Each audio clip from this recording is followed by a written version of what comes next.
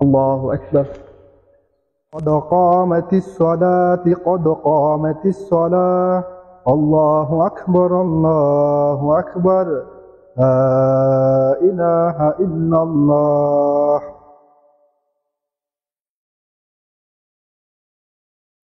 এই যে ভাই আপনি তো সালাতের নিয়ত করলেন কিন্তু সালাত শেষ না করে যে ছেড়ে দিলেন, কারণটা কি?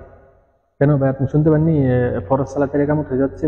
ফরজ সালাতের ইকামত হয়েছে তো কি হয়েছে, আপনার সালাত শেষ করবেন না আপনি? কেন আপনি জানেন না যে ফরজ সালাতের ইকামত হয়ে গেলে আর কোনো সালাত নেই? কে বলছে আপনাকে? এই কথার দলিল দিলে কি? কেন, আমরা তো কোরআন সুন্নাহ থেকেই তাই জেনে আসছি।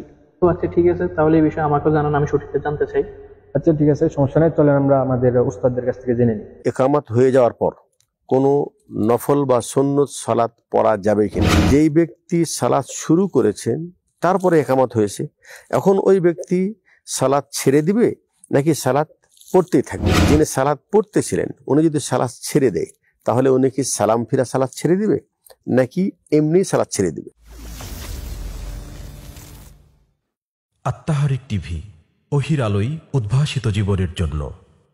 আলহামদুলিল্লাহ ওয়াসসালাতু ওয়াসসালামু আলা রাসূলিল্লাহ, আম্মা বাদ। জি, এটা অত্যন্ত গুরুত্বপূর্ণ প্রশ্ন। আর এই প্রশ্নের কয়েকটি শাখা রয়েছে। একটি হলেই যে একামাত হয়ে যাওয়ার পর কোনো নফল বা সুন্নত সালাত পড়া যাবে কিনা, এটা একটা। আর একটা হলেই যেই ব্যক্তি সালাত শুরু করেছেন তারপরে একামাত হয়েছে, এখন ওই ব্যক্তি সালাত ছেড়ে দিবে নাকি সালাত পড়তেই থাকবে। নাম্বার 3, সেটা হলেই যিনি সালাত পড়তেছিলেন উনি যদি সালাত ছেড়ে দেয় তাহলে উনি কি সালাম ফিরা সালাত ছেড়ে দিবে নাকি এমনি সালাত ছেড়ে দিবে। এই কয়েকটি বিষয় আমি খুব সংক্ষিপ্ত আকারে যেটা বলবো সেটা হলেই যে প্রথম যে কথা সেটা হলেই আল্লাহ নবী সাল্লাল্লাহু আলাইহি ওয়াসাল্লাম বলেছেন, আবু হুরায়রা রাদিয়াল্লাহু তাআলা আনহু থেকে বর্ণিত হাদিস, ইমাম মুসলিম হাদিসটি বর্ণনা করেছেন, ইযা উকিমাতিস সালাতা ফালা সালাতা ইল্লাল মাকতুবা। রাসূলুল্লাহ সাল্লাল্লাহু আলাইহি ওয়াসাল্লাম বলেছেন, যখন সালাত কায়েম হবে, উকিমাতিস সালাত, যখন ফরজ সালাতের জন্য ইকামত দেওয়া হবে, ফালা সালাতা, তখন অন্য কোনো সালাত পড়া বৈধ নয়, ইল্লাল মাকতুবা, ফরজ সালাত ব্যতীত। এটা একটা হাদিস। আরেকটি হাদিস বর্ণিত হয়েছে মুসনাদে আহমদ, ইমাম আহমদ বিন হাম্বল রাহিমাহুল্লাহ তিনি বর্ণনা করেছেন। সেখানে শব্দের মধ্যে একটু ভিন্নতা আছে। সেখানে আছে ইদা উকিমাতিস সালাতা ফালা সালাতা ইল্লাল্লাতি উকিমাত, যে কোনো সালাত বৈধ হবে না একামতের পর, তবে ওই সালাত যেই সালাতের জন্য একামত দেওয়া হয়েছে। তাহলে এই দুই হাদিসকে সামনে রাখলে দুটো জিনিস স্পষ্ট হয়। একটা হলেই ফরজ সালাতের একামত হলে ফরজ সালাত ব্যতীত অন্য কোনো নফল সুন্নত পড়া বৈধ হবে না। রাসূলুল্লাহ বলেছেন লা সালাতা, কোনো সালাত চলবেই না।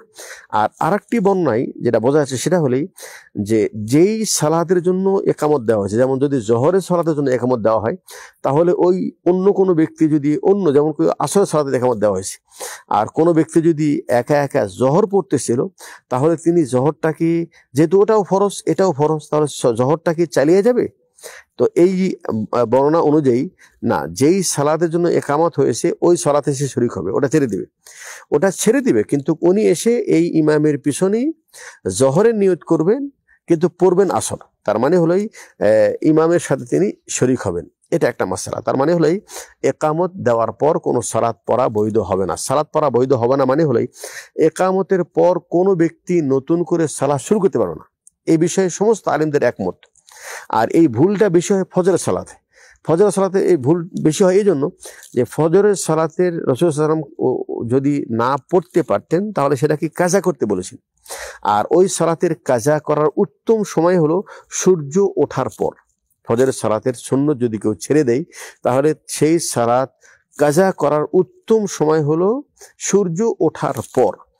কিন্তু এই সালাত পড়ার আরেকটি সময় আছে, সেটা হলেই যে ফরজ সালাতের পরেও সেটা কাজা করতে পারবে। দলিল, আল্লাহ নবী সাল্লাল্লাহু আলাইহি ওয়াসাল্লাম তিনি একজন ব্যক্তিকে দেখলেন যে তিনি ফজরের সালাতের পর দাঁড়িয়ে, আল্লাহ রাসূল সাল্লাল্লাহু আলাইহি ওয়াসাল্লাম সালাম ফিরানোর পর ওই ব্যক্তি দাঁড়িয়ে আবার 2 রাকাত সালাত পড়তেছেন।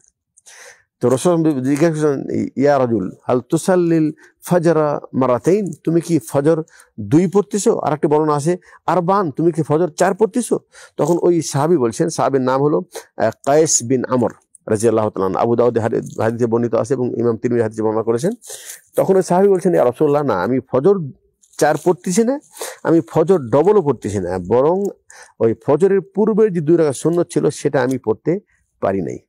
তো রাসূল বলছেন তাহলে সমস্যা নেই, তিনি চুপ হয়ে গেলেন, মানে তিনি নিষেধ করলেন না। তো এটাকে বলা হয় হাদিসের তাকরিরি। রাসূল সাল্লাল্লাহু আলাইহি ওয়াসাল্লাম যদি কোনো সাহাবীকে কোনো আমল করতে দেখেন আর তিনি যদি নিষেধ না করেন, তার মানে হলো ওই কর্মটি করাও জায়েজ।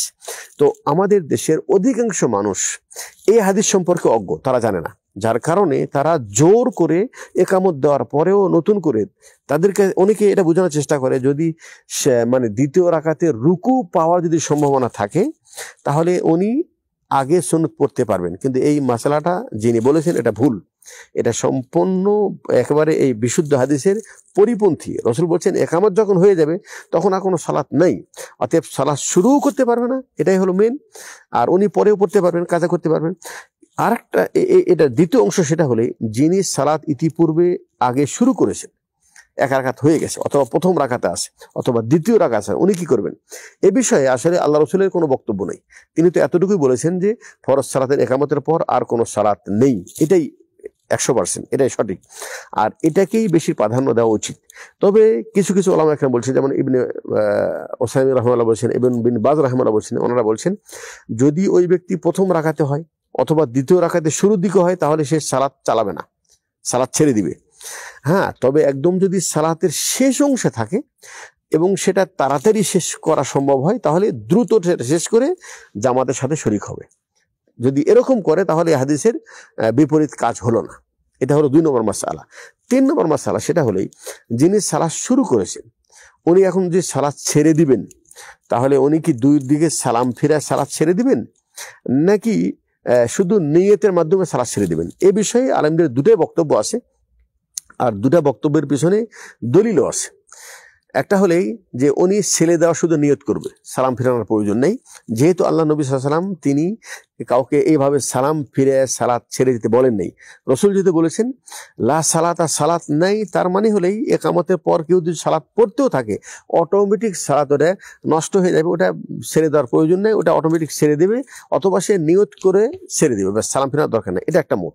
আর আরেকটা মত হলো এই যে সালাম ফিরে সালাত ছেড়ে দিবে। কেন? যারা এই মোটের কথা বলেছেন তাদের দলিল হলেই যে আল্লাহ রাসূল বলছেন তাকবীরুহা তাহরিমুহা তাকবীর ওয়া তাহলিলুহা তাসলিম, মানে সালাত শুরু হয় তাকবীরের মাধ্যমে আর সালাত শেষ করতে হয় সালাম ফেরানোর মাধ্যমে। তো সেহেতু তারা বলেছে যেহেতু সালাম শেষ করতে হয় সালামের মাধ্যমে, অন্যান্য সব সালাত সালাম দিয়ে শেষ করতে হয়, অতএব এই সালাতও তিনি সালাম দিয়ে শেষ করতে হবে। তবে এই সালাতের বিষয়ে যেহেতু একামত হয়ে যাওয়ার পর যেটা ছেড়ে দিচ্ছে, এই বিষয়ে আসলে সালাম ফেরানোর মর্মে আলাদা কোনো দলিল পাওয়া যায় না, সেহেতু কেউ যদি শুধু নিয়তের মাধ্যমে সালাত ছেড়ে দেয় তাহলে এটাই বেটার, এটাই বেশি গ্রহণযোগ্য। তো আশা করি বিষয়টি ক্লিয়ার হয়ে গেছে। যখন একামত হয়ে যাবে তখন কোনো সালাত শুরু করা যাবে না, আর যিনি শুরু করেছেন তিনি সালাতকে ছেড়ে দিবেন, সালাতকে কমপ্লিট করবেন না। তবে একান্ত শেষ অংশে যদি থাকে তাহলে সেটাকে কমপ্লিট করবেন। আল্লাহ রাব্বুল আলামিন আমাদের সকলকে সঠিক জিনিস বোঝা এবং সেই অনুপাতে আমল করার তৌফিক দান করুক। আসসালামু আলাইকুম ওয়া রাহমাতুল্লাহি ওয়া বারাকাতুহু।